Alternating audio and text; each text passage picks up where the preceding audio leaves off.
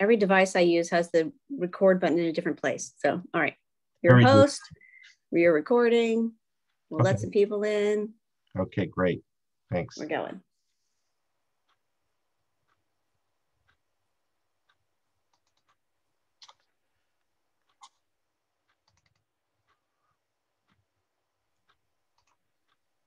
Hello, Jennifer. Thank you. Good morning. Good morning. Am I in the right place? Yeah, we have two classes open at the same time. But I'm supposed to be in the other one right now. Oh, Look at her. Your wife. okay. Check out of this one and go back and you should be able to get checked into the other one. Well, I wasn't able to find it. Did you? I mean, you know, there's a thing that you click on so you can see all the meetings, and you click on the meeting. Yeah. Well, I couldn't find one for today. I could only find one for last week and last month. It's okay, it's the same. It's the same every week. Okay, thank you. Yeah, I'll see you there. All right.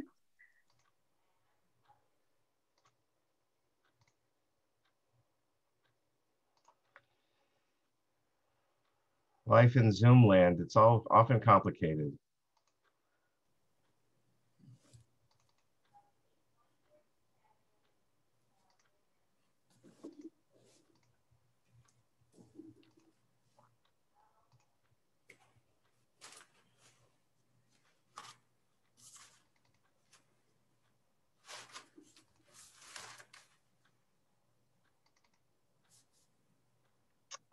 Okay, boom.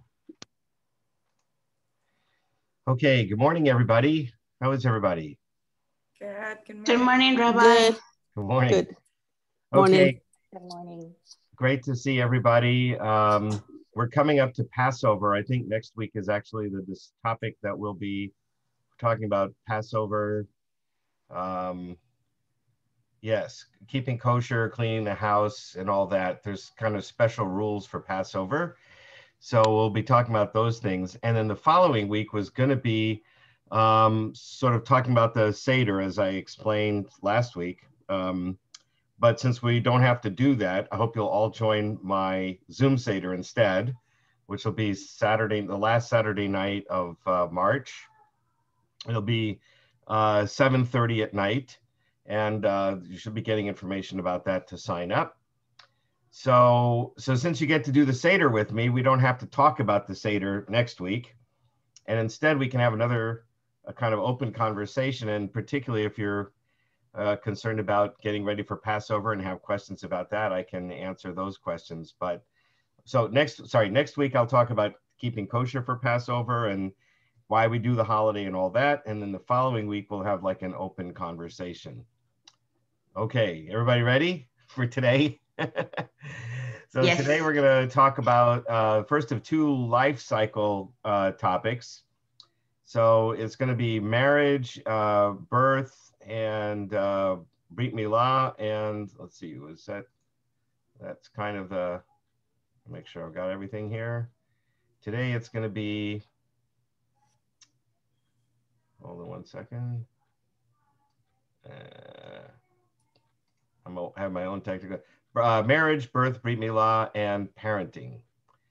We were going to have the chili cook-off after that, but of course, the chili cook-off got canceled because of COVID. But next year, about this time of year, it's either the end of February, beginning of March, the Jewish community in Houston has a wonderful event called the Kosher Chili Cook-Off. And in the last couple of years, it's been hosted by us at Beth Yeshurun, but people from all the Jewish communities from the city comes to our parking lot, which we convert into individual stalls of different organizations that make their own version of chili. And for one entrance fee, you get to taste everybody's chili. I recommend if you come next year, first of all, don't come if you're a vegetarian because almost all of the chilies are meat. So you either one or two vegetarian chilies. I mean, come if you want to, but you won't be able to participate in most of the chilies. But the other thing is bring Gaviscon with you, or Tums or Rolaids or something, because after eating a lot of different people's chili, you're probably going to have indigestion. Anyway, that's all to say that now we're going to talk about life cycle events.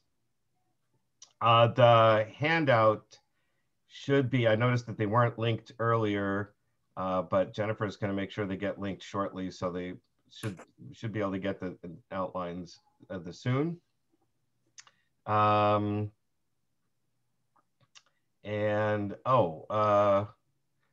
Yes, Adam and Stephanie will meet this afternoon, which is to set up a time. Okay, let's talk about, let's gonna share screen and talk about, there we go, life cycle events. Okay, so we're gonna start with marriage. So the first thing is that in the Jewish tradition, a marriage is a Jewish marriage. What makes a Jewish marriage, one of the most important elements is that both partners are Jewish. Obviously, the Reform and the conservative movements understand people do intermarriage. We have a number of intermarried couples in our congregation, and that's okay. They generally get married by a justice of the peace. Some Reform rabbis do intermarriages, so it's possible a Reform rabbi would do an intermarriage. The conservative rabbis do not do them. The way I explain that is that I used to be a lawyer, and so one of the questions in law is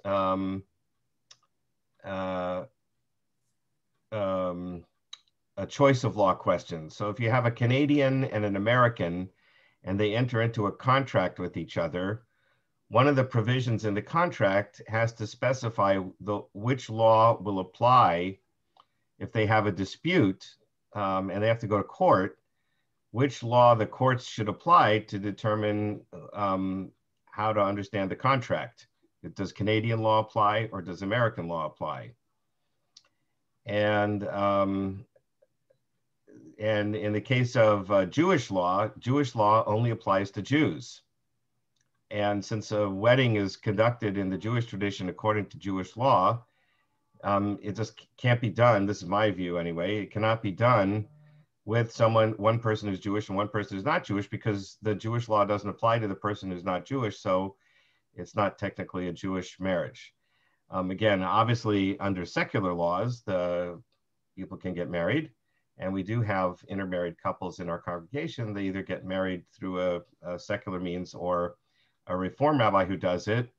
And then they've decided to join our congregation because they feel more comfortable in the setting of our congregation than the Reform one. So that's the first thing. A Jewish wedding is between, as far as our movement goes, it has to be two Jewish people. There are, in addition to that, Jewish issues in intermarriage.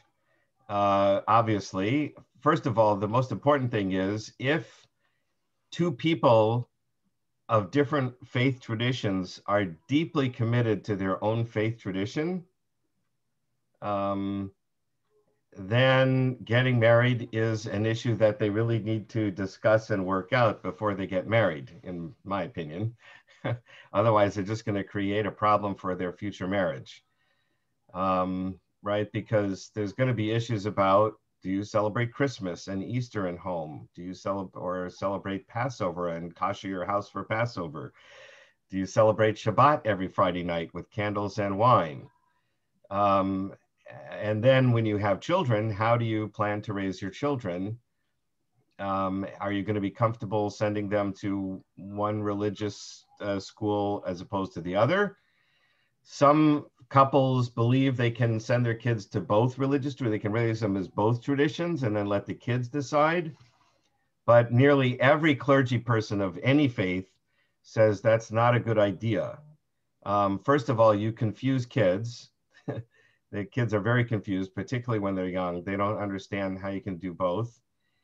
And secondly, I mean, you know, it comes down, is Jesus the Son of God or not the Son of God? Is Jesus the Messiah and the Savior or not?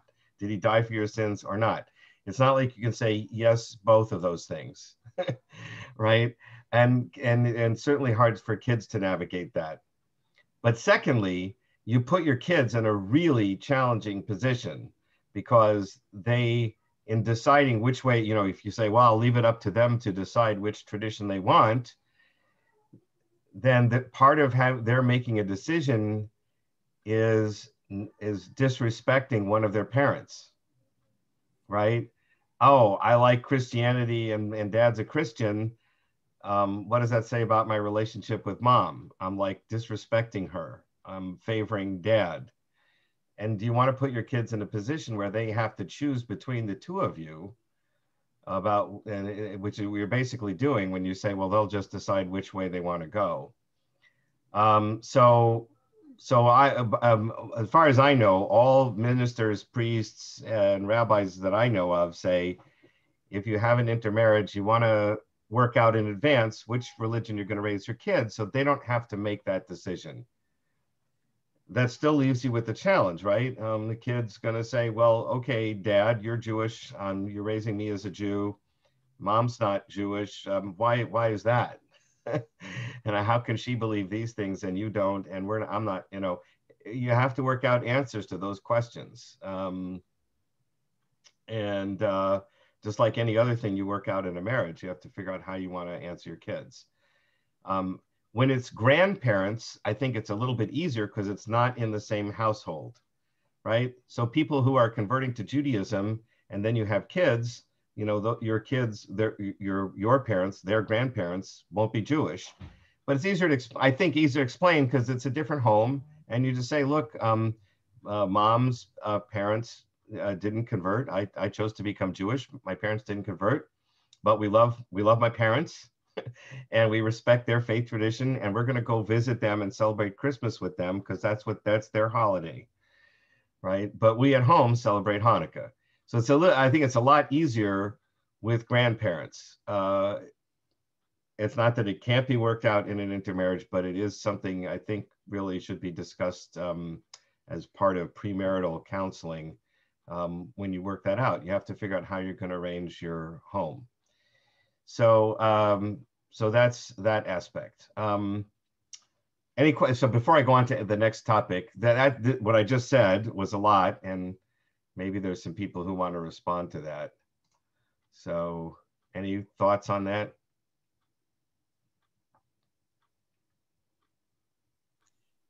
I think that you're absolutely right on that, Rabbi, because in my case, when I started with all these conversion process, I have a little 8-year-old. And so now he is basically learning everything about Judaism with me. And so my husband, it's not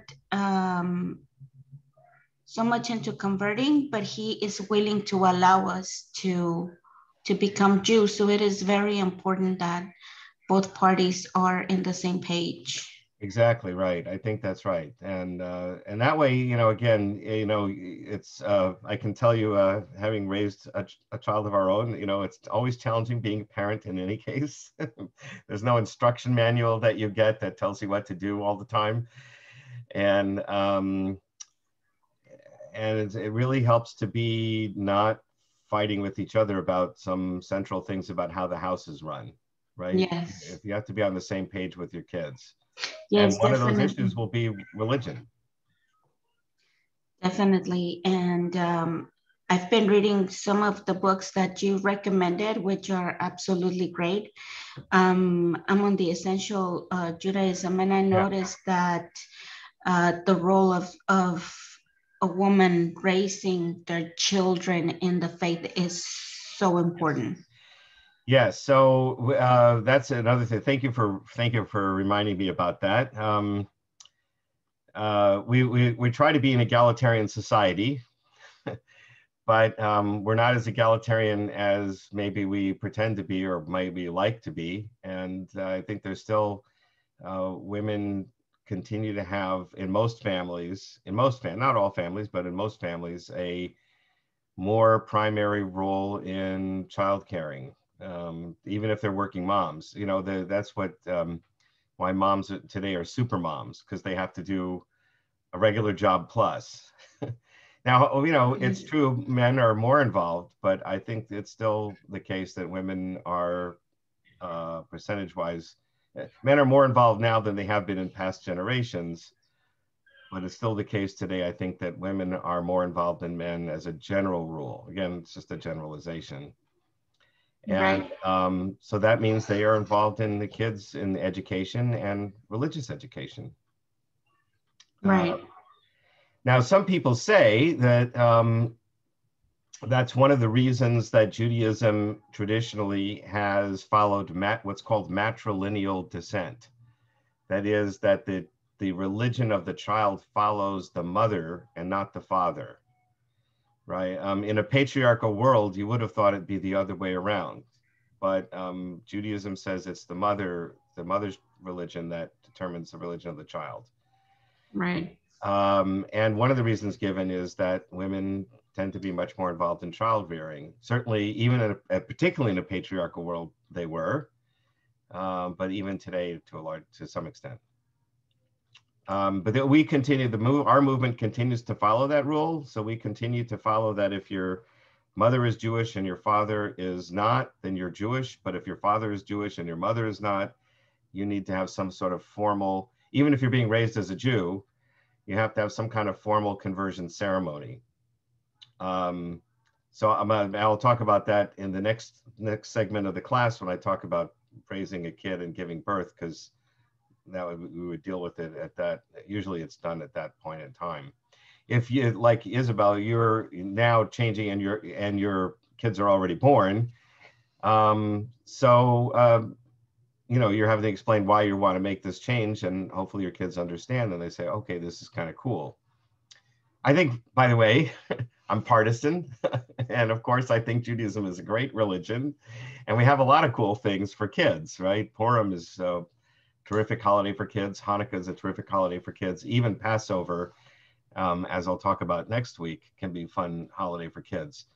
So we certainly have a lot of fun things for kids to do, and to sort of, it's not just do, but to develop a spiritual sense and relationship with God and with people in a community and so on. So, so I think that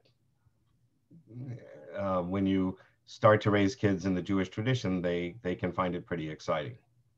Yes, my child is actually, since we started this class, and when was it, September? Mm-hmm. And we celebrated Hanukkah. We've been watching all the online programs. We were late to register for the Hanukkah. Oh, the drive-through. Yes, right. And so, but we've been watching the Hanukkah, the Purim. He was very excited. Good. So all of these, it's like giving an actual meaning. Yes. To holidays. Yeah, and when we're able to be in the same building, it'll be a lot more fun too. I'm looking forward to that. Yeah. Next year at Purim, God willing, everything's gonna be fine. And you know, because we have Hamantash and we give out the cookies, and the kids make a lot of noise and they get dressed up in costumes.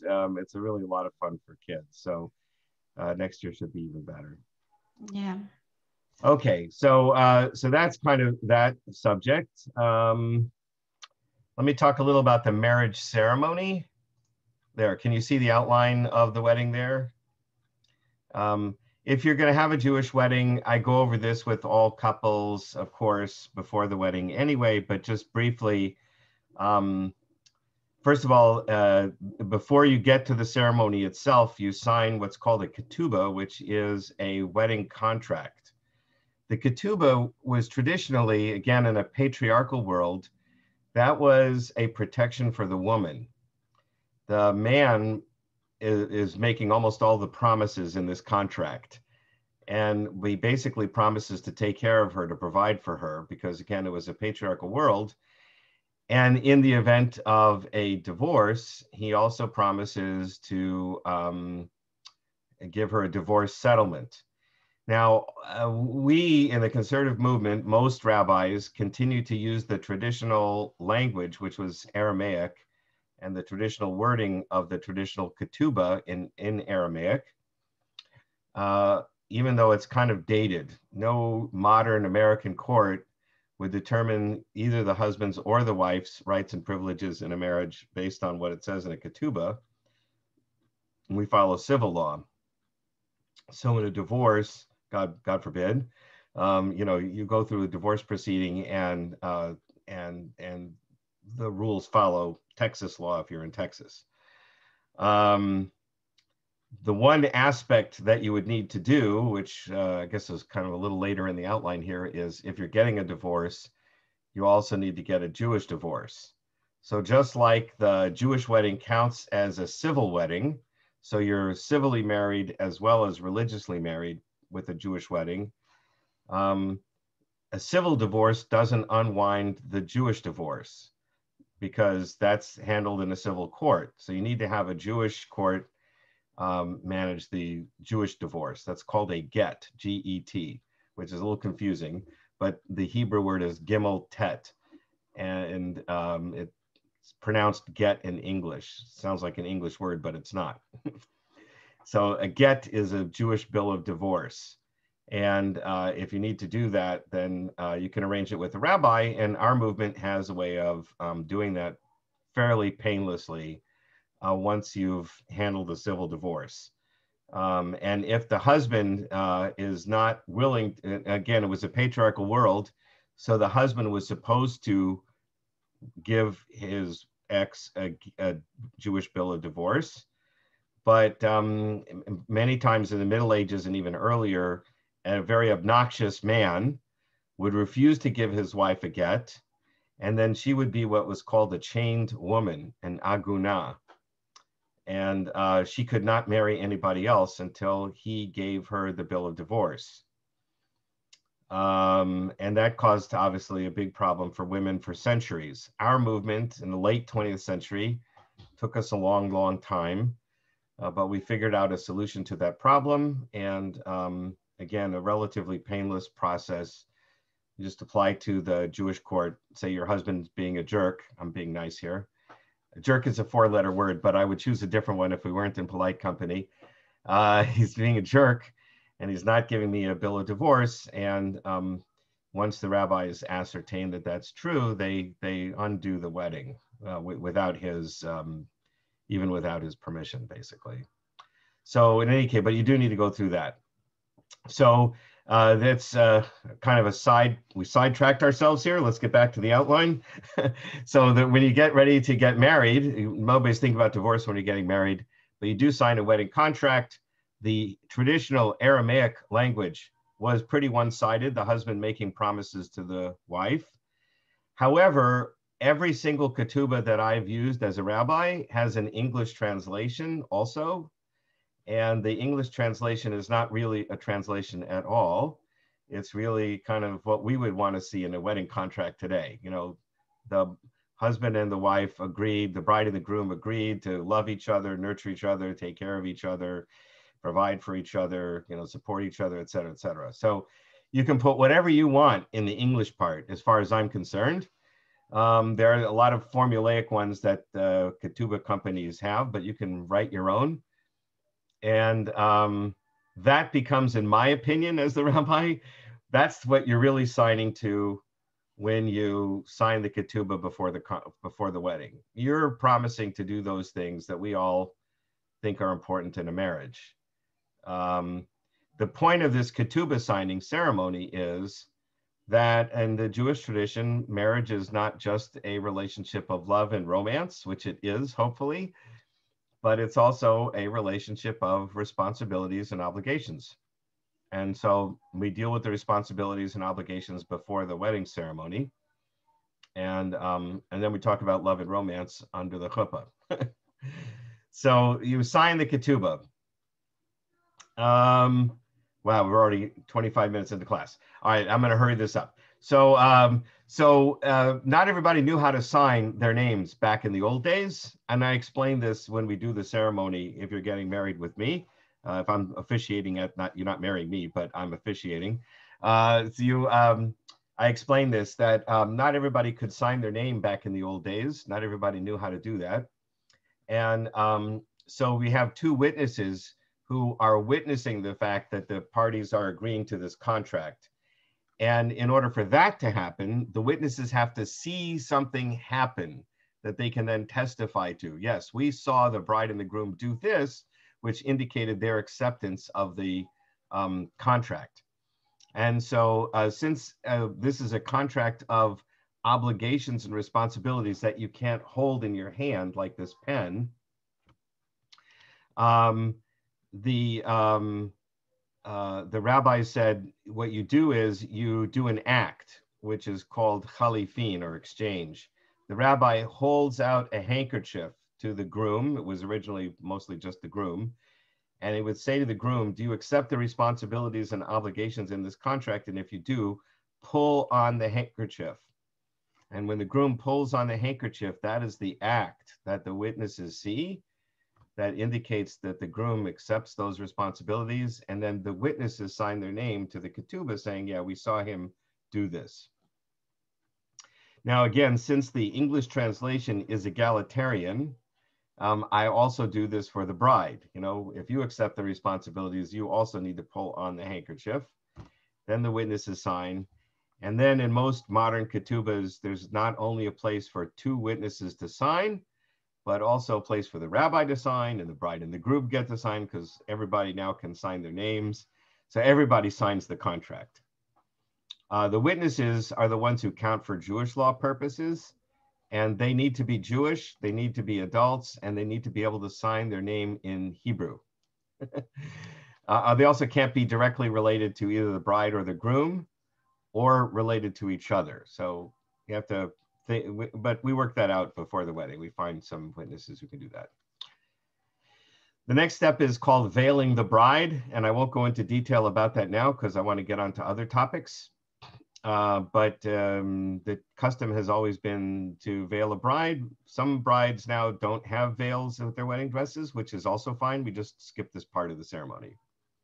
And I explain why we do that at the ceremony. I'm going to leave that out for now. It's kind of it's fun, but it's not necessary. Then comes the procession, groomsman, the groom, the bridesmaids, the bride. Usually the groom and the bride are accompanied down the aisle by both parents. Both parents bring the groom and the bride up to the chuppah, which is the wedding canopy. The Jewish custom is that the groom comes first, the bride comes with her parents. They don't go all the way up to the chuppah, the wedding canopy. They stop just before. The groom comes back down and picks up his bride from her parents. It's kind of very symbolic, you know, and then he says, thank you, mom and dad, for your daughter. Then they go up and take their place under the chuppah, and the groom and the bride come up together under the chuppah. And then there's what's called circling.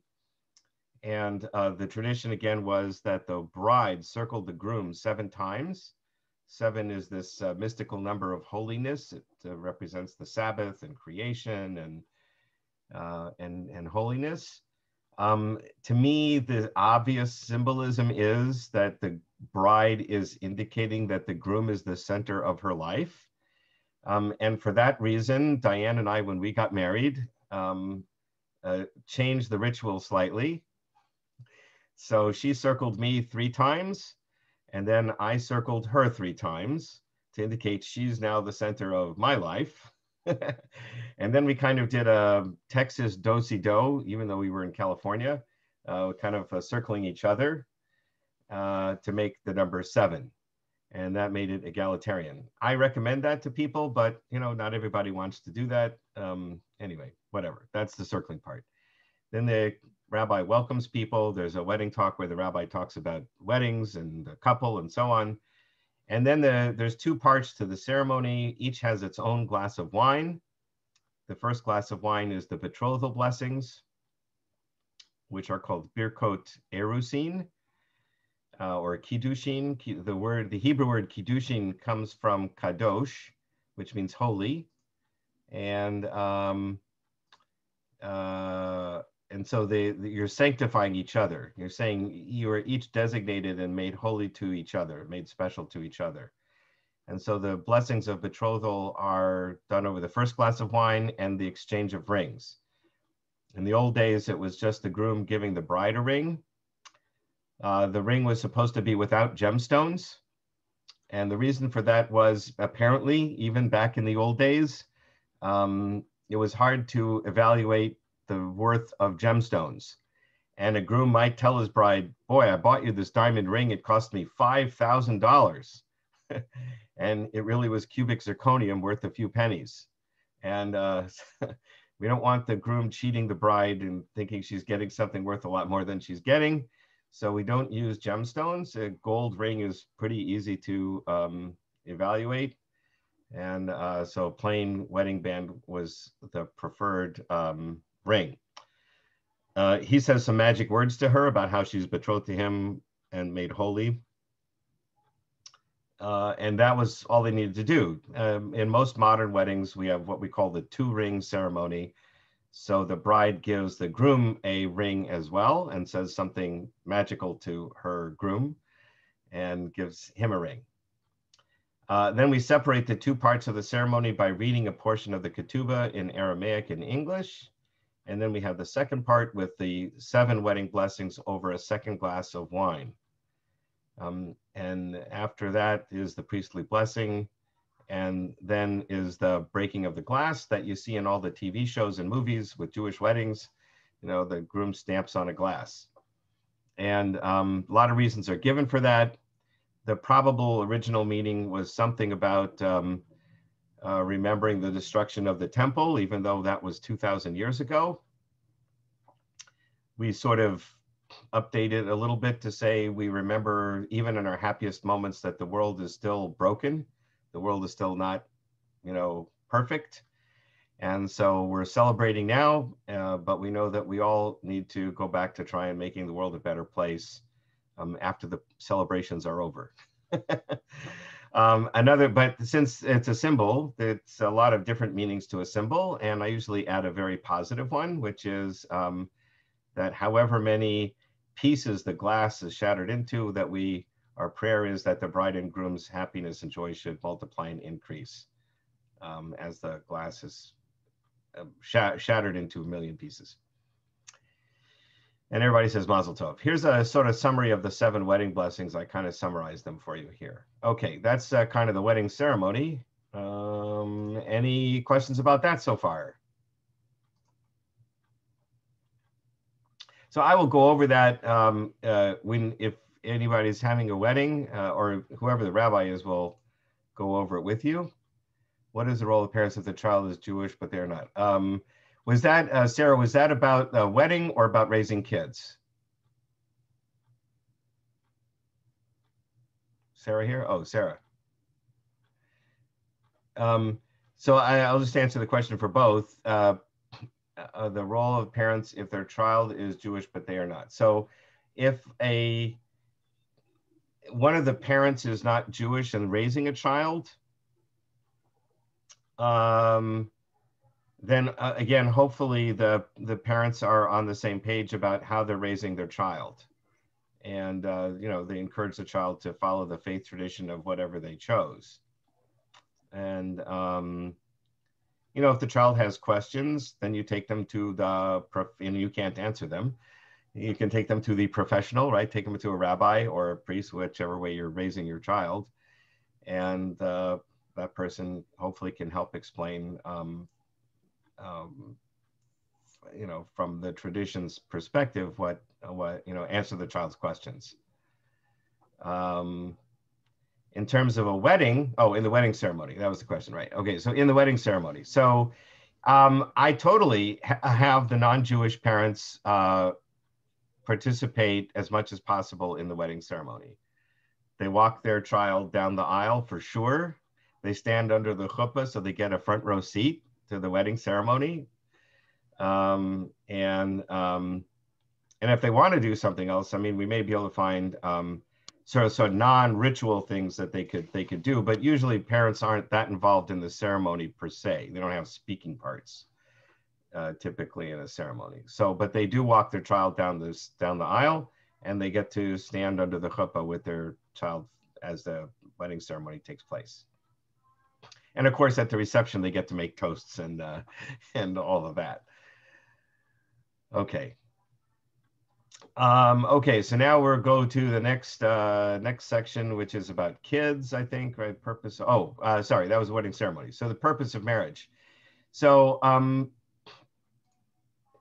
it's true, as in many religious traditions, part of the purpose of marriage is procreation, having children. But it's also true that in the Jewish faith, there is an independent purpose of marriage, which is love. And that goes back to, in my opinion, the statement that God made in the story of creation, that it's not good for a human being to be alone, and that God wanted to create partners so that we have a partner to go through life with. And that should develop a relationship of love and romance and support and nurturing. Human beings are social creatures. We're not really meant to be hermits, and I don't think. And it's just, it takes a lot of the burden off of life to have a partner to share life with, to share the joys and happiness with, and to share the troubling, sad times and whatever, that you have somebody to commiserate with and have somebody to help just manage getting through life together with, and besides celebrating and having fun together. So those are all valid purposes in the Jewish tradition for getting married. This Igeret HaKodesh, you can probably Google. It's a letter. It's called it means holy letter. Igeret is letter, and HaKodesh means holy. It was a letter written by Nachmanides, Rabbi Moshe ben Nachman, who was a mystic. He was a Kabbalist. And he wrote from a mystical perspective, the mystical value of marriage and love. And sort of in Jewish mysticism, the love between two people is symbolic of the love between a human being and God, right? And the idea in the mystical world is to try and have the same powerful emotional connection to God that you have to your partner, particularly during the stage of romance and marriage, right? And it's hopefully you still have that throughout your marriage, but maybe it's a little bit stronger at the beginning of your marriage. Hopefully it continues to only grow and get stronger. But the idea is that you have this powerful love relationship, not only with your spouse, but that symbolizes the relationship you want to have to God. And so he saw marriage as a holy act, and sexual intercourse was one of the most intimate things you do with your partner. And therefore, even in the Kabbalistic mystical world, that also is seen as sort of a symbolic of the ecstasy, so to speak, that you can have with your relationship with God. So the reason I cite the Igeret HaKodesh is because it is known amongst people who know about Jewish tradition, not just mystics. I'm not particularly a mystic, but I'm quite aware of this letter. And I mention it because it highlights sort of the dramatically opposite view that some faith traditions might have about marriage and about sex as dirty or whatever. And the idea is, no, it's not dirty, and it's actually beautiful. It's actually spiritually ecstatic and enriching. And this is kind of an extreme example of that, this Igeret HaKodesh. In a more practical sense, so if we want to come back to rational, that's sort of the mystical sense. In a more rational sense, our movement has Elliot Dorff's pastoral letter. Elliot Dorff was one of my favorite teachers, still is one of my favorite teachers. And he wrote this essay for our movement about sexual relations before like premarital sex, marriage sex within marriage, and infidelity, as well as same gender sex. He wrote this back in 2003, before our movement formally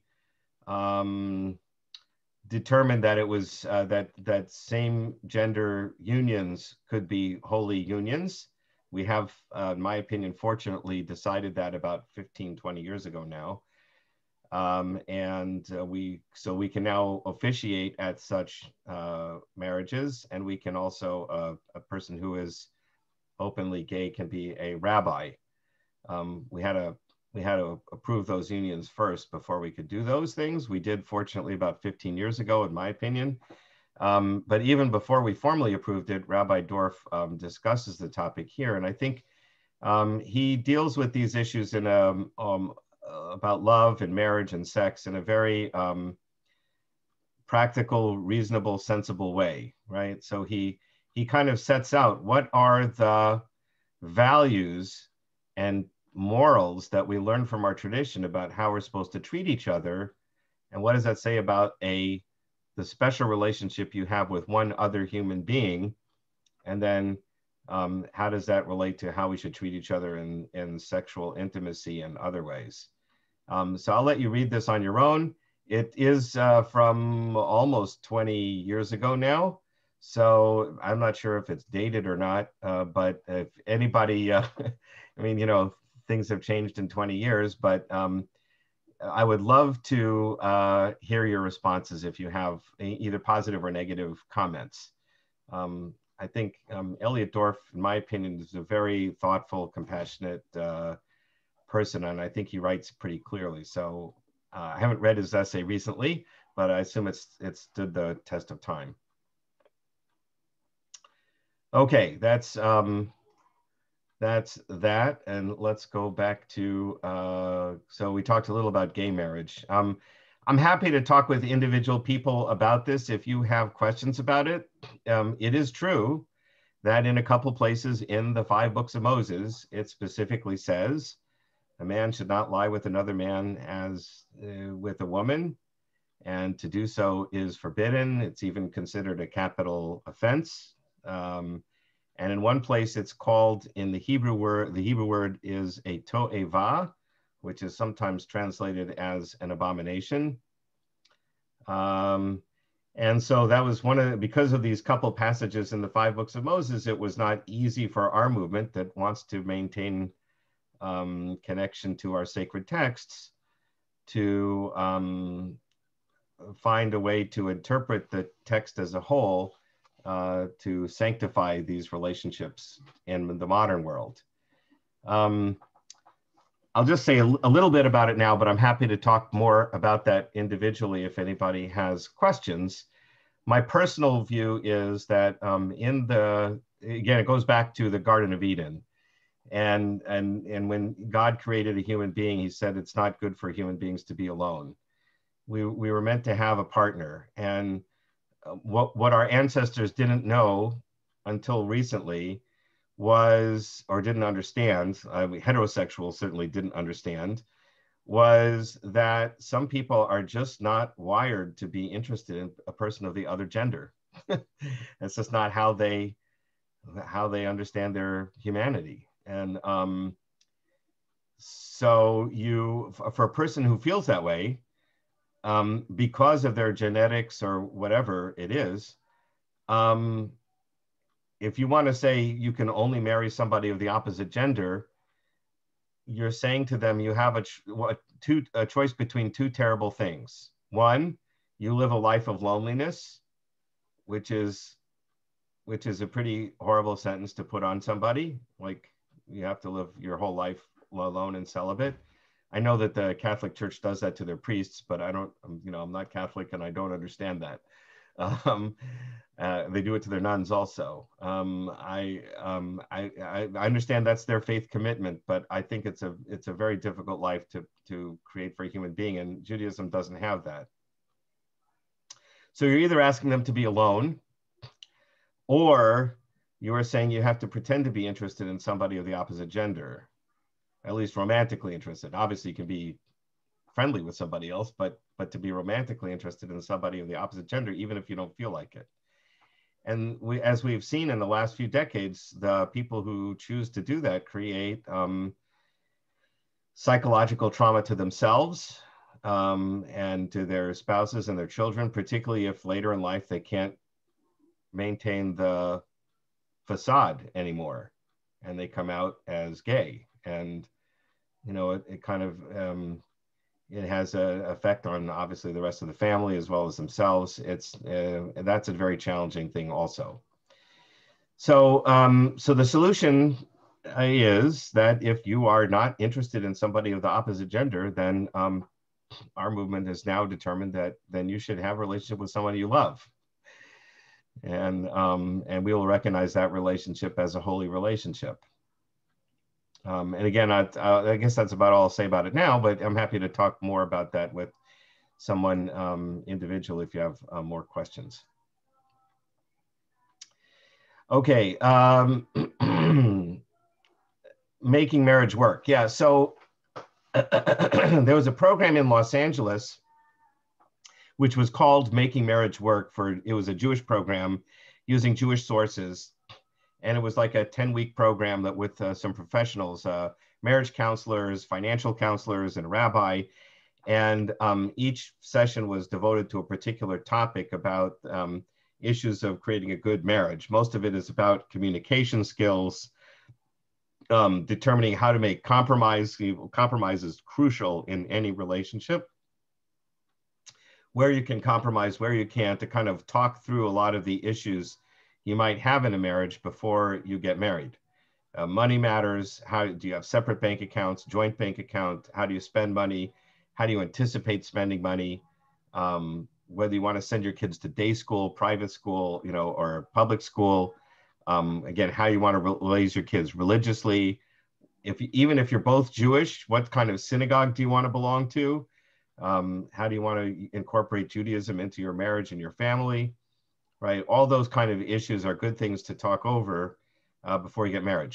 There is, in the bibliography below, a couple of books I recommend. We don't have a formal program like that in Houston. Rabbis do tend to have some premarital counseling, but if you want to have a book that you can go through together, there's a couple of them I recommend. One is called Beyond the Chuppah, A Jewish Guide to Happy Marriages. Elliot Dorff's essay, which you can also download at this website. The Aleph Bet of Marriage, which is kind of a workbook by the Reform Movement, published by Berman House, which is a Jewish publishing, education publishing house. Aleph Bet of Marriage, Journeying Toward Commitment. I give you the website for Berman House because it's better to buy it from them than Amazon. Judaism for Two, a spiritual guide for strengthening and celebrating your loving relationship.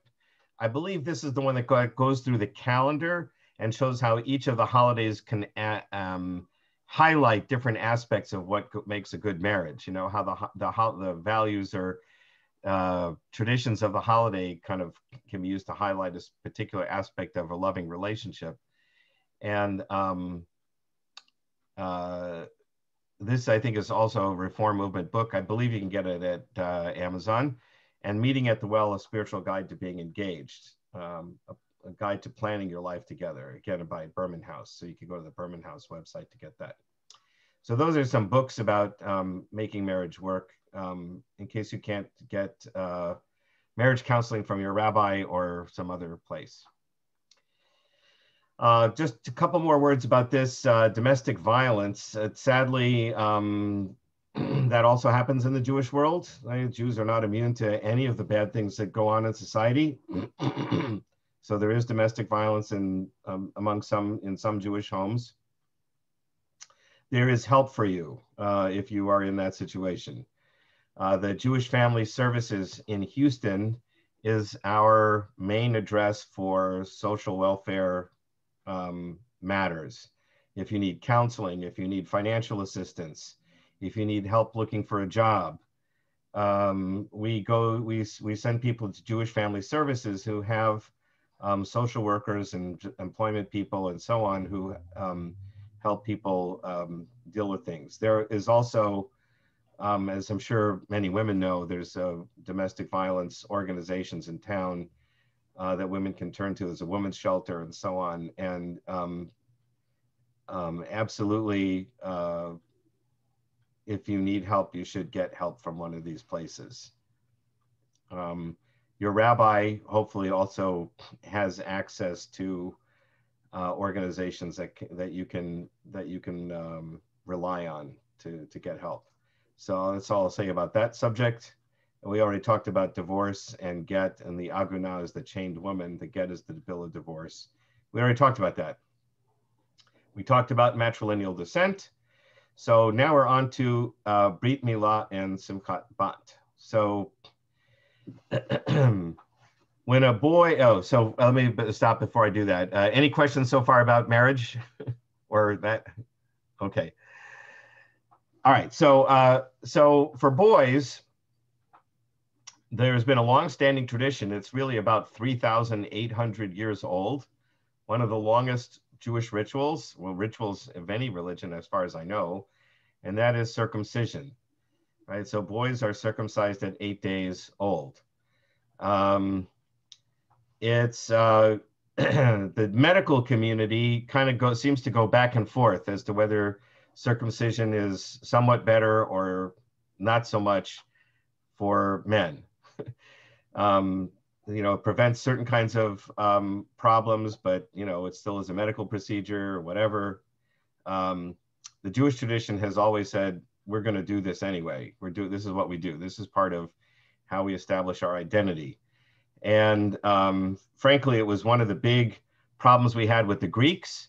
As you may know, the Greeks had their games, the original Olympics, and men often competed in the nude, and it could be easily determined whether a person was circumcised.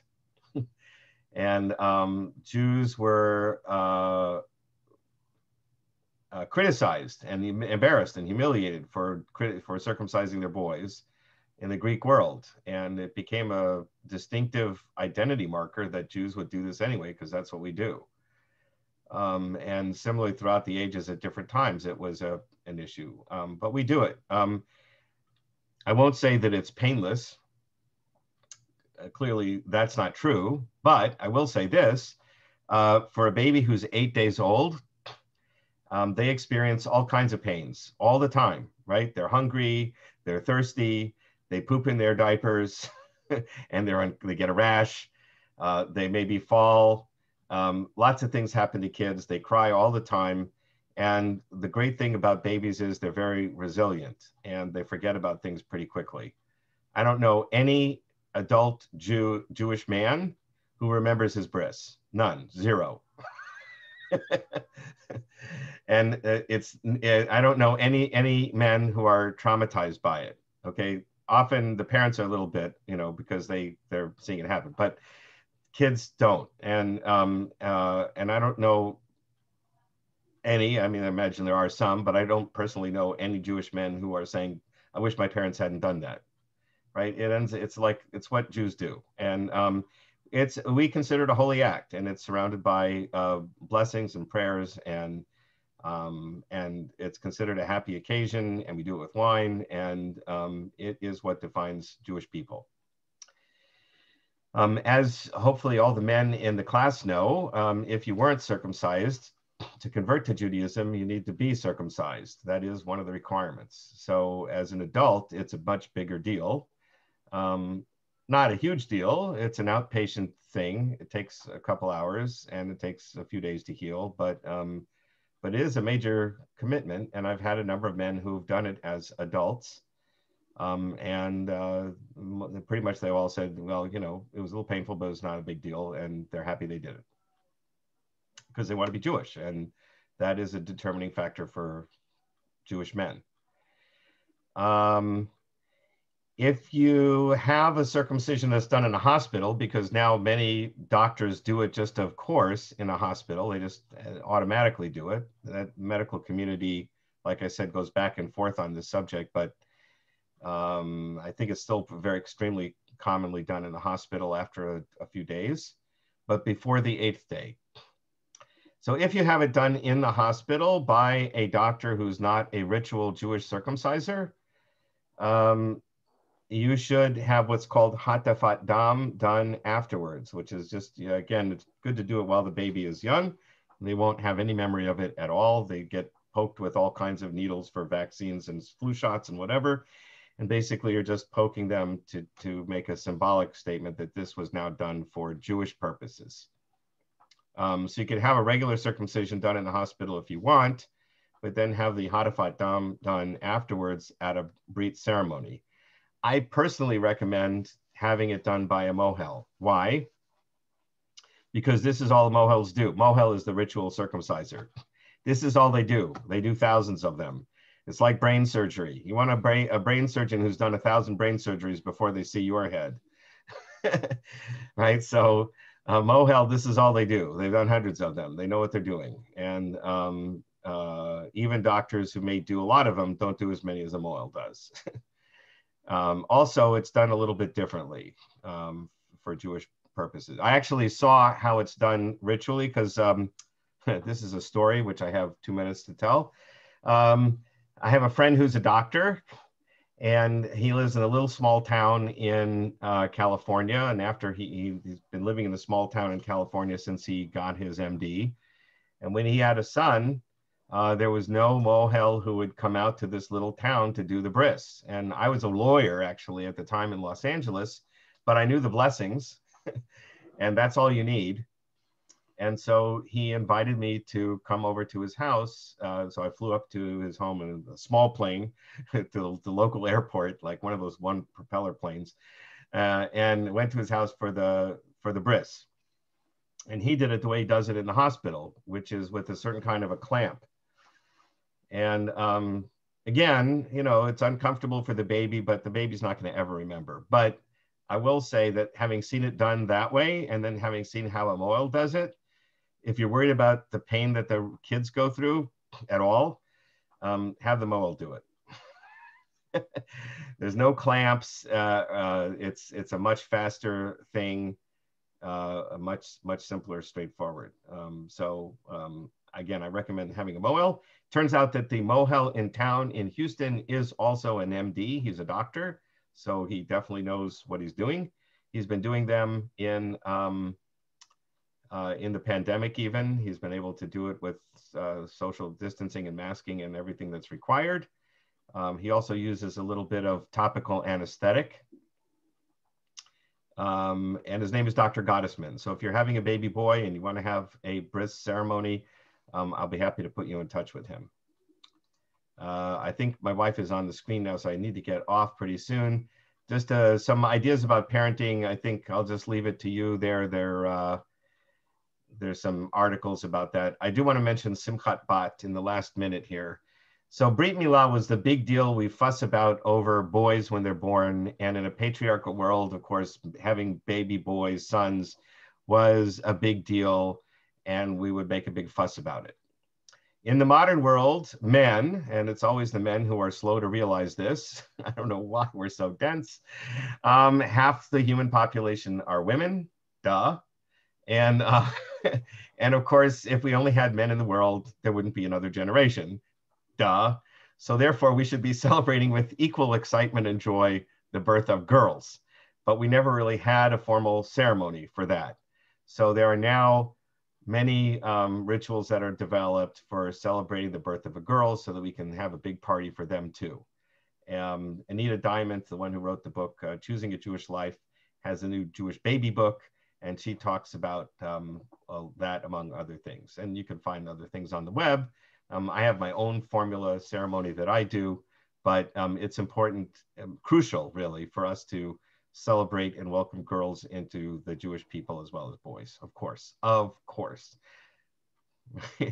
Stupid men. All right, anyway, that's enough of us. I'm going to turn you over to my brilliant spouse.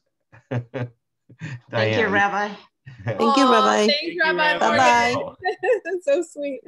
Thank you so much. Thank you. Bye. Take care. Bye-bye. Thank you, Rabbi.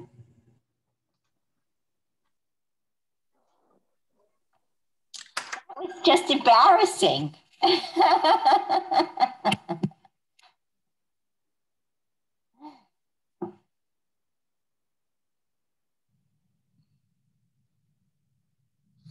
I will be back in like 1 minute. I'm just grabbing my coffee from the microwave and I'll be right back.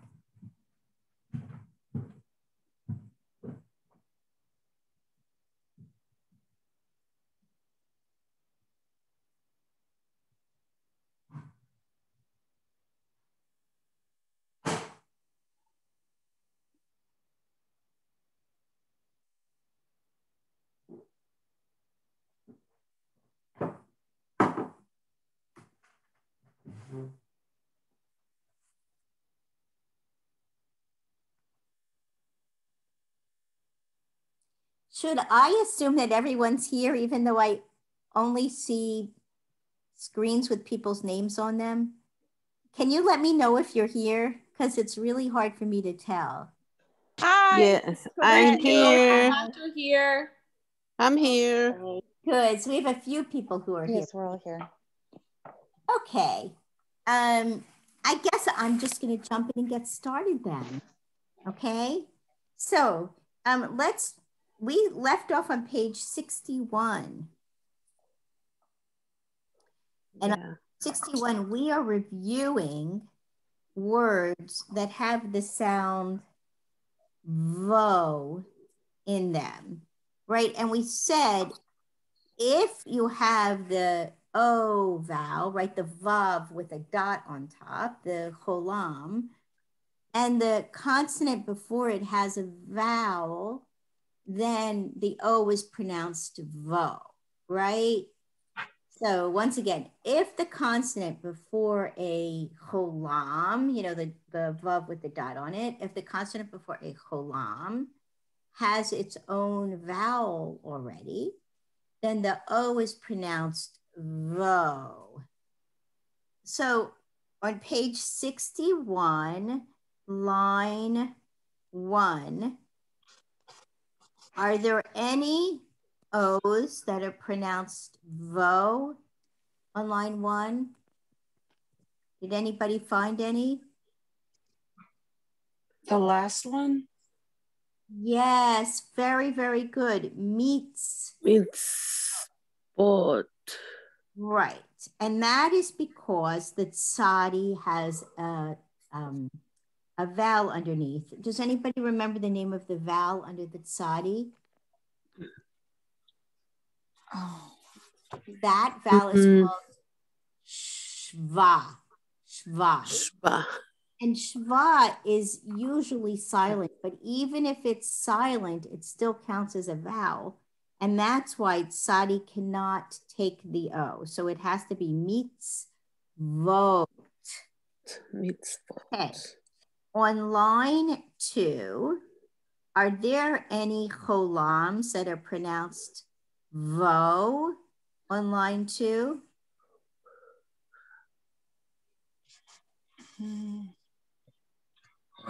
Yeah. And the word before it. No, I'm sorry. The second one? The second one, well, the second one, you do pronounce the vav as a V, but it has another vowel, right? So it's ha mitzvah. So what we're looking for are words that have the vo sound. Which words on line 2 have the vo sound? The last two? Yes, yes, the last 2. I think somebody might have said it earlier, but very, very quietly. Right. So the last 2 are be mitzvot and be mitzvotai. Who remembers what mitzvot are? What are mitzvot? The plural of mitzvah. The plural of mitzvah. That was like a really good grammar answer. I like that. And what is a mitzvah? Commandment. Yes, a commandment, or as Rinat has told us in the past, it's a good deed. In like everyday usage, we use it for whenever anybody does a kind act or a good deed, we call it a mitzvah, but it also specifically means a commandment, and we use it both ways. And be mitzvotai means with his commandments. Okay, line 3. Are there any cholams in line 3 that are pronounced like vo? The third word and the fifth word. Well, you're correct. Avonah and avonot. But I see one more. Does anybody else see one more? On line 3? The first word? The first son. word. That's right. The first word too, which is basically a form of the same word. Avon. Avon, which is a sin. Okay. On line 4, how many words have the, well, I shouldn't ask you a number question. Which words have the vo sounds? Which words have the vo sounds on line 4?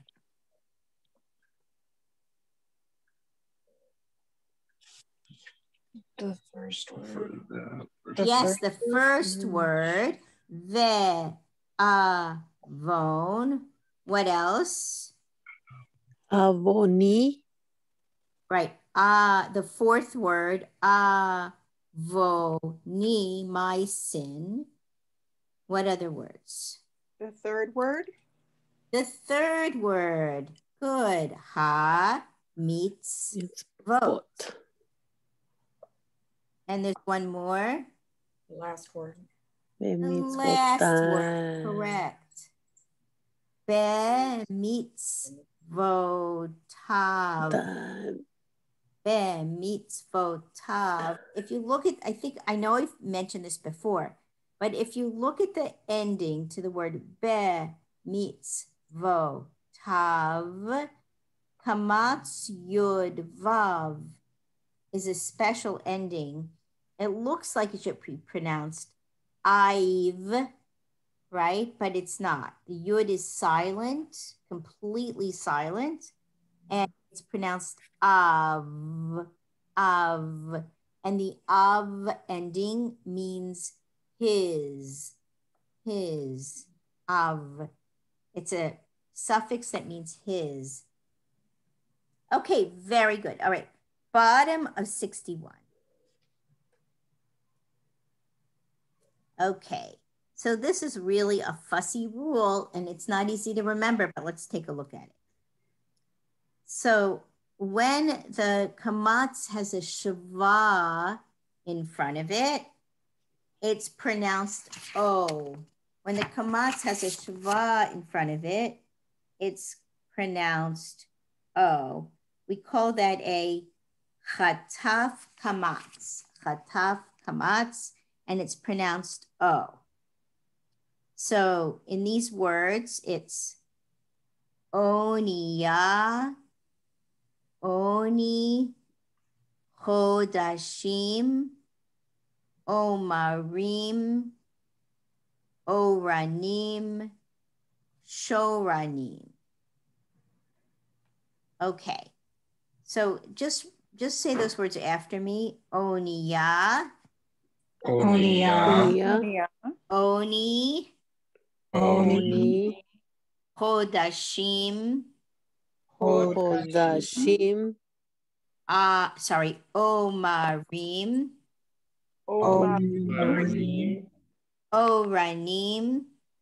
Oranim, Shorashim. I have to say that I've heard a lot of people who should know this grammar rule make mistakes with this and pronounce this incorrectly. So don't be surprised. You know, because I teach beginning Hebrew, I'm very fussy about vowels, but somebody can know Hebrew really, really well and not know some of these little details. So I've heard even rabbis and cantors make mistakes with this. You know, they probably kind of learned Hebrew when they were really, really little and didn't pick up these rules, and then they were never reviewed again. But since we're starting off well and correctly, when you have a shava in front of the kamatz, it's pronounced O. Okay. Now, at the underneath, you can see when the kamatz vowel comes before the chataf kamatz vowel, both vowels are pronounced O. Okay. Wow, this is a tricky little rule, right? So it's Oholim, Sohoraim, Mohorat, Noomi, Sohola, Mohoratayim. No joke, right? But let's do it again. This time you can echo me. Oholim, Oholim, Sohoraim, Sohoraim, Mohorat, Mohorat, Noomi, Nohomi, Sohola, Sohola, Mohoratayim. Mohoratayim. Good, very nice. Okay, we're going to continue now on page 62. Pesach, yay, we get to discuss Pesach. So I'm assuming that Rabbi Morgan already started teaching Pesach in your class, right? He's talked about it a little bit. No, he talked about not marriage. Next week, we're supposed to go over Pesach. Next week, okay. Yeah. All right. You know, you could have a year-long class just on Pesach. That is for sure.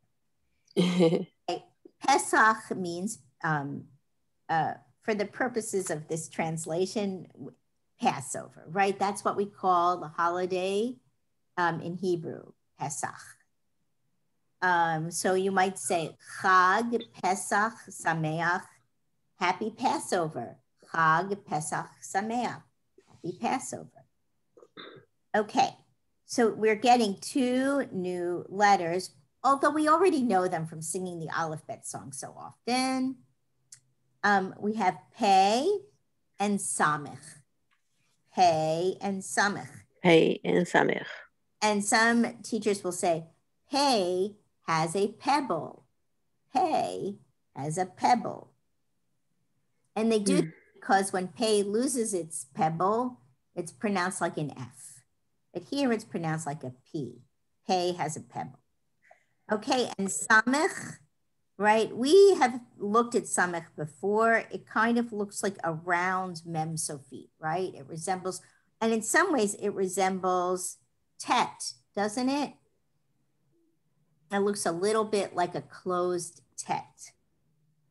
All right. Let's jump down to our reading. At the bottom of 62, I will read the line once, and then the second time you can echo me. Ho, he, ha. He, ho, ha. Okay, this time you can echo me. Ho, Ho, he, he, ha, pa, he, ho, Oh, ha. Pa. Good. Line. I'll read it once and then you can echo me. Pe, peri, ho, pen, pat, peti. Again. Pe, Pech, peri, peri, ho, ho, pen, pen, pot, peti. pach, petty. peti. Yes. So it's very, there are a couple of letters on line 2 that we can mix up with other letters. So let's look at the first word, pe. The hey in the word pe. What letters could we confuse the hey with? Tav,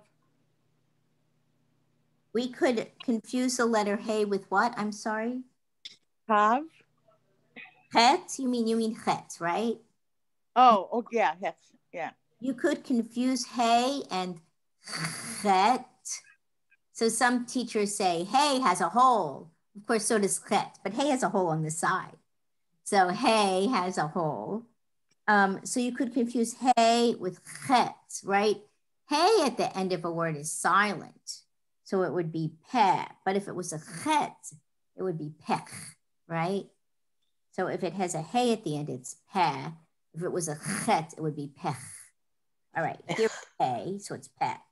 All right, and then second word from the ends, we have hot. So what letters could we confuse with a tav? Hot. What could we confuse with that tav?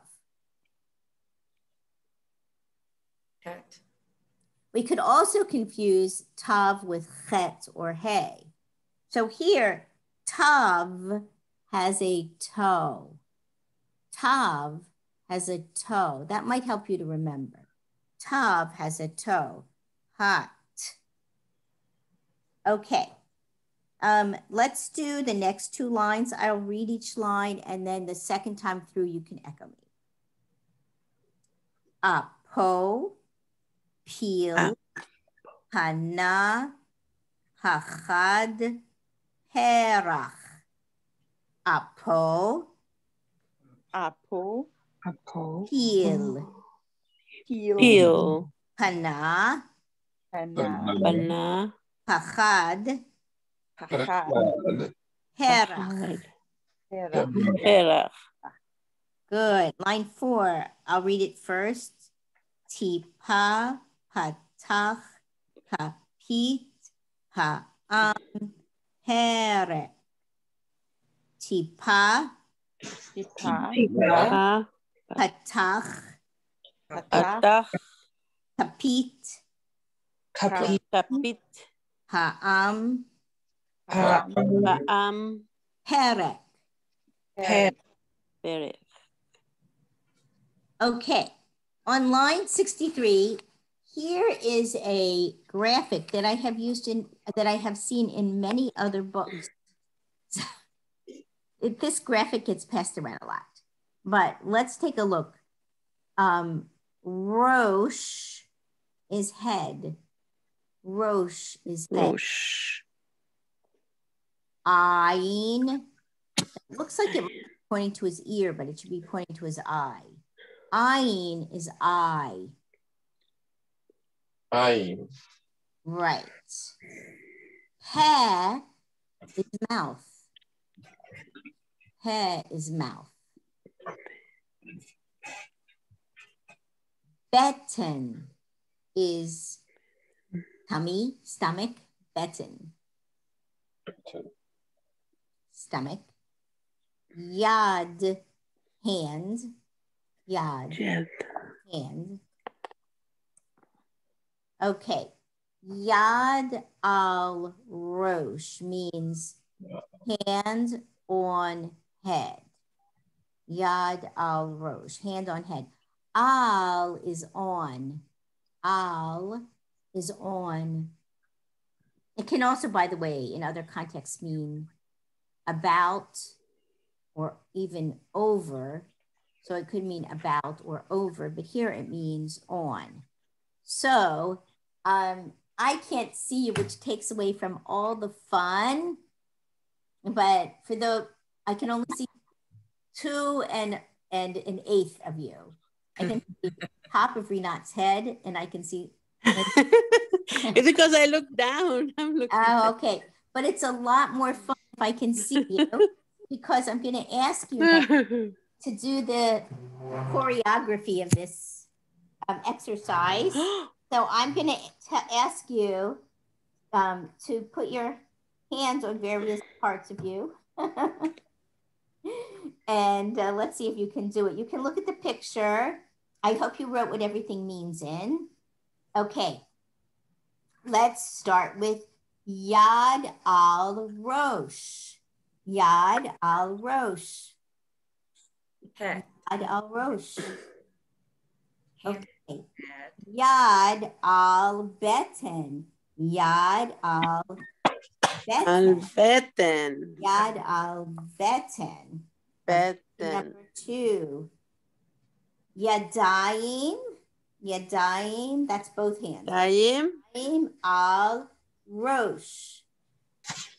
Yadayim al-Rosh. I honestly I only use one because I'm holding my hand with the phone. With we'll the have phone. to imagine too. If you do this, you'll remember. Okay. Yad al-Ayin. Yad al-Ayin. Ayin. Okay. Number 4. Yadayim al-Peh. Yadayim al-Peh. Yadayim al-Peh. Good. Okay, now we're on Chamesh. Yadayim al-Beten. I'm too short for you to see my beten. In the little. Yadayim al-Beten. Beten. Okay. Good. Okay. Yad. We're on Sheish. Yad. Yad al-Rosh. Okay. Yad al-Rosh. Okay. Yadayim al-Ayin. Yadayim Ayin. Okay. Yad al-Yad. Yad al-Yad. Okay. Yad al-Peh. Peh. Yad al-Peh. Okay, good. That was fun. And now we're going to practice at the bottom of 63, the letter Samech. Okay? Samech. Right, the letter Samech. So, right, Samech is S. Yes. Sound. Line 1, I'll read it and then you'll echo me the second time. Sa, si, so, se.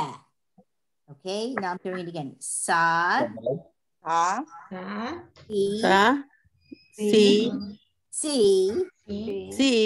so, se. Good, line 2. Sal, sela, sav, sam. Sal, sa, dela, sav, sam. Good. Line 3. Kesil, Hamas, Sela, Tiras. Ketsil, Hamas,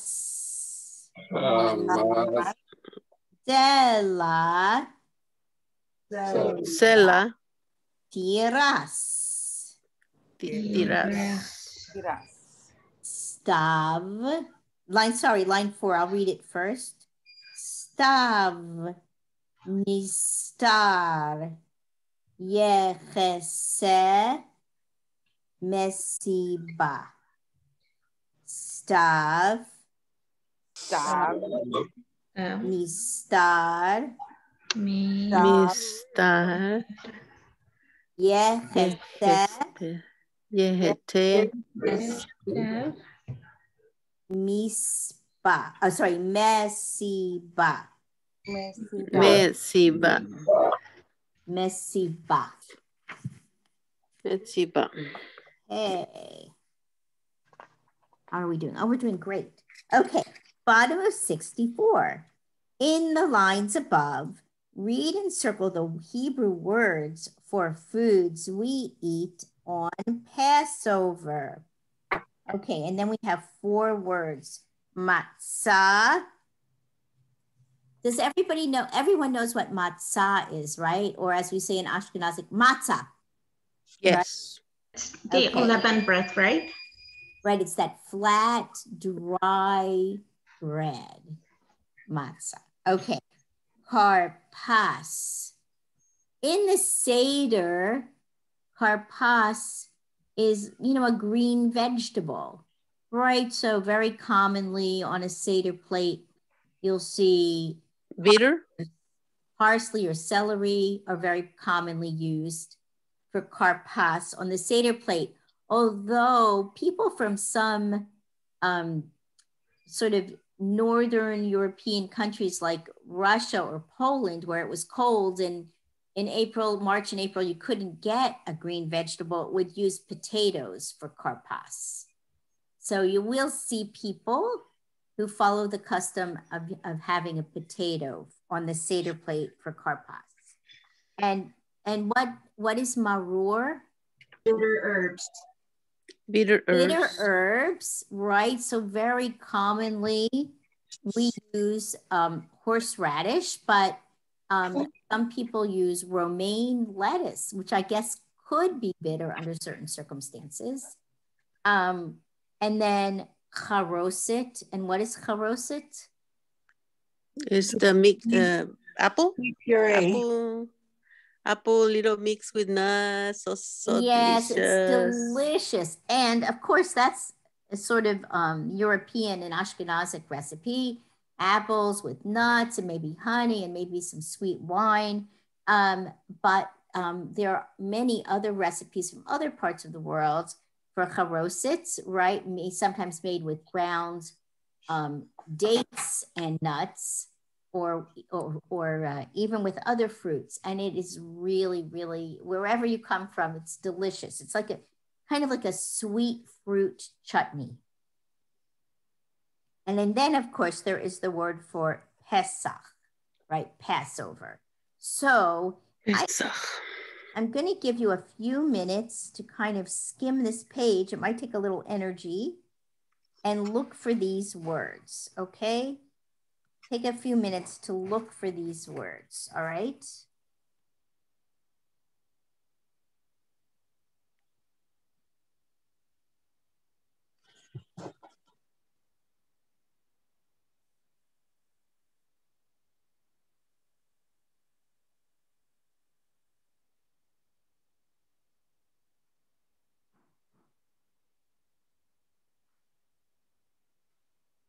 Now it looks like they crowded them into us towards the end.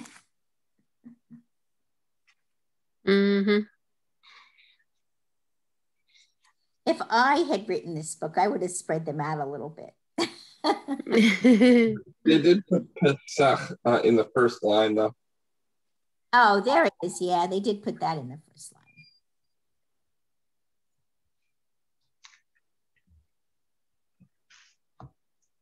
Now that we know so many letters, they give us a lot of real words.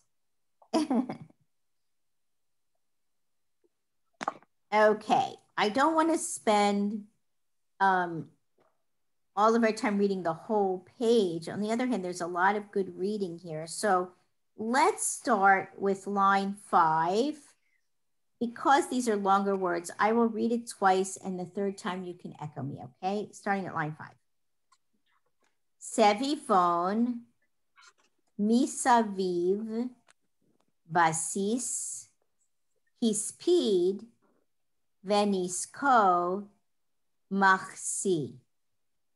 Sevivon, misaviv, basis, hispid, venisko, machsi. Okay, this time echo me. Sevivon, misaviv, Misaviv, basis, basis, hispid, venisko, machsi. Sevivon dreidel. Sevivon so. Right. Oh, Steve must be coming in to say an announcement or something. Hey, Steve, did you want to say something? Hi, no, I just wanted to make sure I connected with, there was a couple that wanted me to meet with them and I didn't write down. It's Adam and Stephanie, I think, right? Yes. Okay, good. All right. I'll send you a Zoom link a little shortly. Okay. Thank you. Okay. All right. Sorry Thank about you, that. Steve. Oh, you know what? Let me put my cell phone in the chat box in case you need to reach me. In case you don't hear from me by the end of the day, just send me a text. Thank you. Thank you. Okay. Okay. Yeah, and if anybody ever has trouble getting a hold of Steve, they can also try to reach me. All right. So on line 5, which word in Hebrew means dreidel? Does anybody know which word in Hebrew means dreidel? Yeah, it's the little toy that is played on Hanukkah. It has 4 letters. Yes, somebody just said it. Yes, that's right. Sevivon is a dreidel, which is a top with letters on it. And there's a song that goes, Sevivon, sof, sof, sof, Hanukkah, hu chag tov, right? Sevivon, spin, spin, spin. That's the song. Little kid song for Hanukkah. Okay. Something similar to that.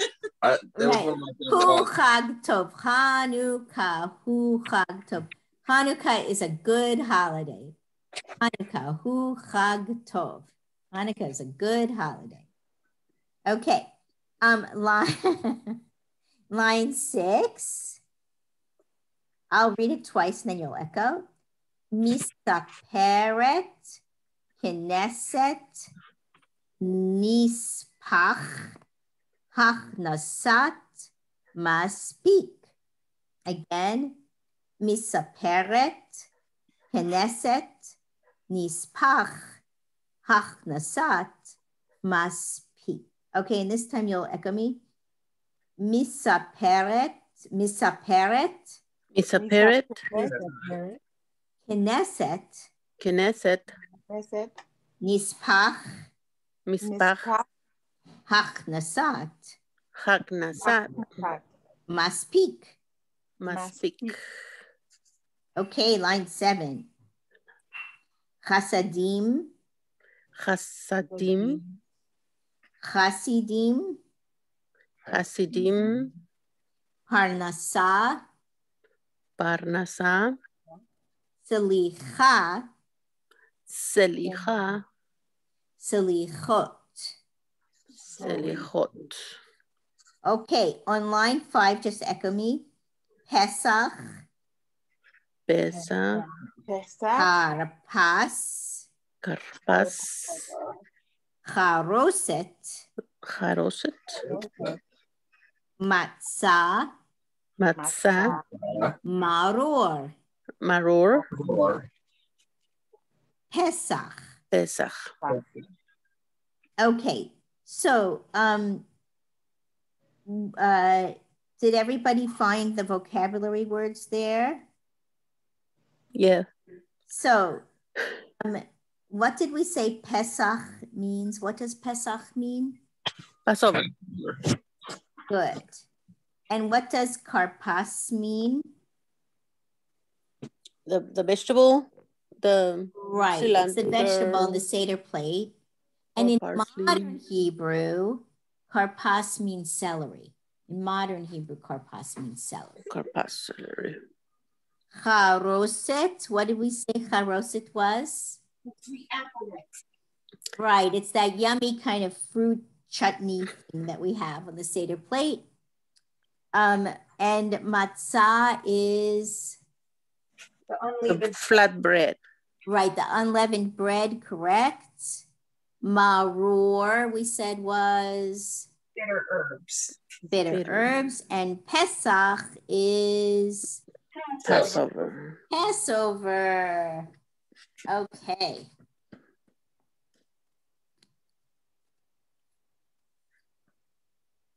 Okay.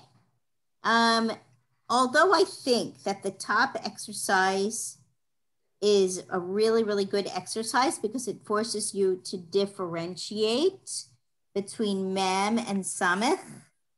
I honestly think that the middle will be a lot of fun, so we should do it. Okay, on line 1, these are all words that are basically Hebrew transliterations of foods that we eat. There's just transliterations of English words for different foods. So if you can sound it out, you can say what the food is. So can someone, on line 1, can someone tell us what the first food is that we see there? Banana. Banana, right? Banana. Okay, what about the next one? What is the next one? Popcorn. Popcorn. Popcorn, okay. What about the third one? Pizza. Okay.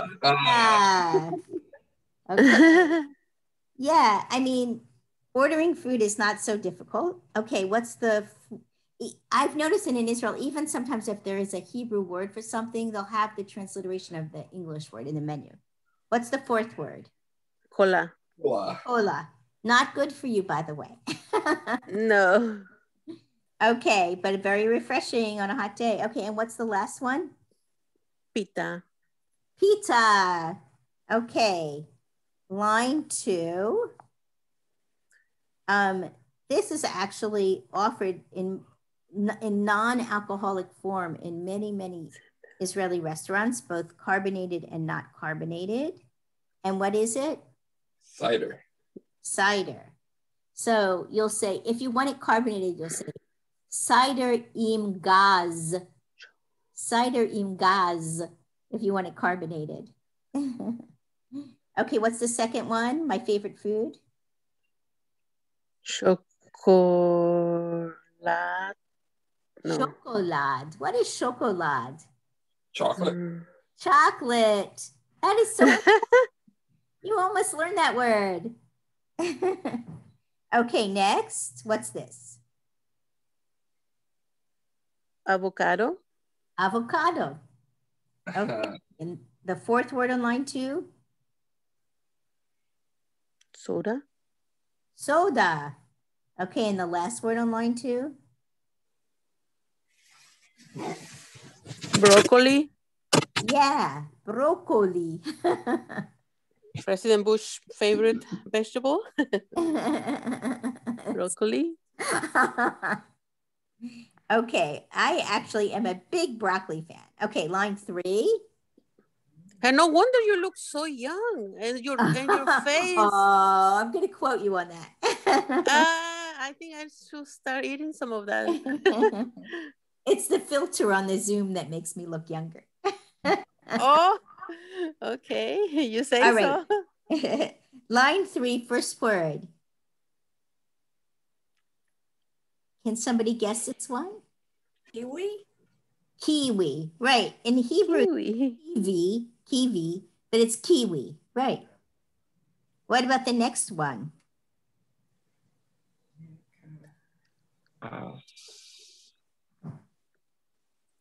Nectaro.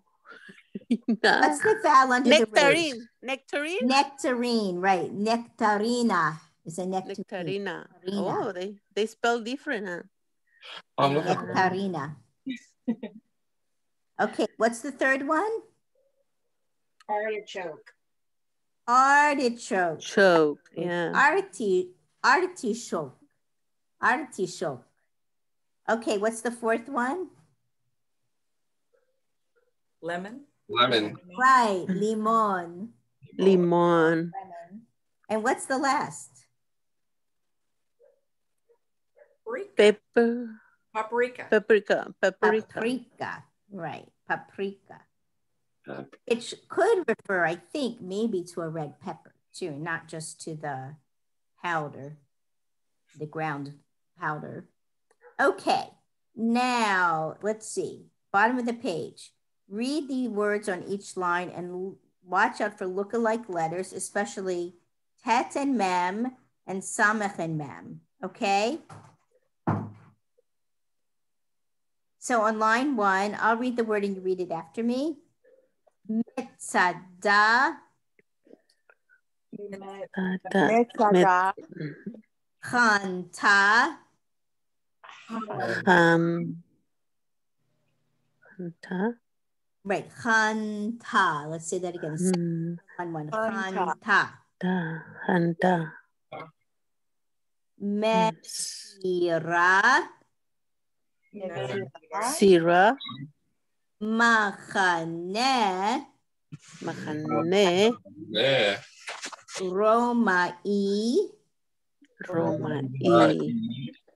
Milchama.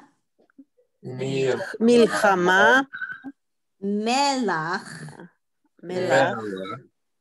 Tovim. Sela. Rehitim. Kimat. Asis. Yitosh. Now tell me, does anybody realize what's going on when I say Yitosh? Where is the O coming from? Oh. The O is at the bottom of the Yod. No, that's the E, but that's a really good guess. It's a really good guess. But if the dot is under the word, it's an E. So where did I get the dot for Yitosh? Is it Sharon the one part of the shin? The shin. The shin? Yes, exactly. A couple of you got that. Because the tet doesn't have its own vowel, right? There's no vowel under the tet. There's no vowel next to the tet. It needs to have a vowel. Even if it's a silent vowel, it has to have a vowel. You know, except at the very end of a word, consonants must have a vowel. So because it doesn't have a vowel, it can borrow the dot from the shin. Cantor Diane, would this work also with the letter sin? Or well, it wouldn't, and I'll tell you why. Because sin is before the consonant and not after, right? Dot is on the other side of the letter. It can only share if it's on the shin side of the letter and not on the sin side. But that's a very good question. So Yitosh. Okay. And now Atara.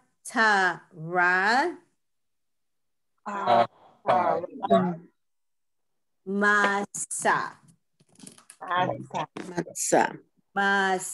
Right.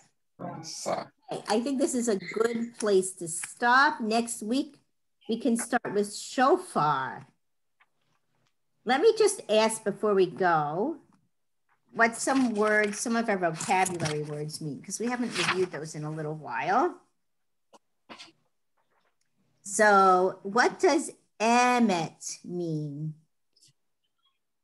What? Emet. Emet, truth. Yeah. Truth. And what is the Torah? That's the Tanakh. The 5 books of Moses. It's the 5 books of Moses. Metsuyan. What is Aliyah? We know it has more than one meaning. Any meaning will go up. Aliyah? What? Does that mean to go up? It means go up. It's going up to the bima. Right, going up to the bima. It can just be going up. It can mean going up to the bima. It can mean moving to Israel. It can mean the blessing before and after chanting Torah, or it can even mean the portion of Torah that you're chanting. So it has multiple meanings. Who is a Navi? Who is a Navi? Prophet. A prophet, right. What is a mitzvah? It's a good deed.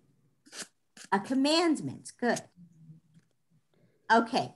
Does anybody remember what ve'ahavta means? Ve'ahavta? With all your heart? That comes from the same prayer. You shall love. Right. And you will love, or and you shall love. Very good. Beracha. What is a beracha? Beracha. To bless. A blessing. A blessing. Good. Who is the Shamash in a synagogue? He's a helper. He's the helper, right? In the olden days, he was the guy who would, you know, light the heater in the morning, you know, sweep at the end of the day, and also often was the bar mitzvah tutor or something like that. I am so glad I don't have to sweep the synagogue. Okay. Let's see, some more vocabulary words. Okay. What is a talit? Oh, the prayer shawl. Right, it's the prayer shawl, and it has to be a four-cornered garment, right? Yep. Lechaim. What does lechaim mean? To life. To life. Cheers. To life. To life. To life. To life. Okay. What does Shema mean? Here. Hear Israel. Good, good. What is tzedakah? Justice. Good. Justice. Okay. What is havdalah? Separation. The closing ceremony of the Shabbat. I'm sorry, Rina. What was that? I just said that if the closing of the Shabbat with the ceremony. Right. It's the ceremony. Yes. It's the ritual that we do at the end of Shabbat, and it is the separation between Shabbat and the work week. Who is the kala? What is a kala? The bride. The bride. Okay, very good. You guys really know your vocabulary. I should say you folks really know your vocabulary. It's Philadelphia, as Adam could say, right? Adam, you would know. Yeah, you guys is fine. You guys is Philadelphia. Anyway, it's very nice seeing everyone. Have a lovely, happy, healthy week, and I will see you soon. Thank you, Diane. Have a good weekend. Good week. Thank you. Bye. Bye. Bye. Thank you.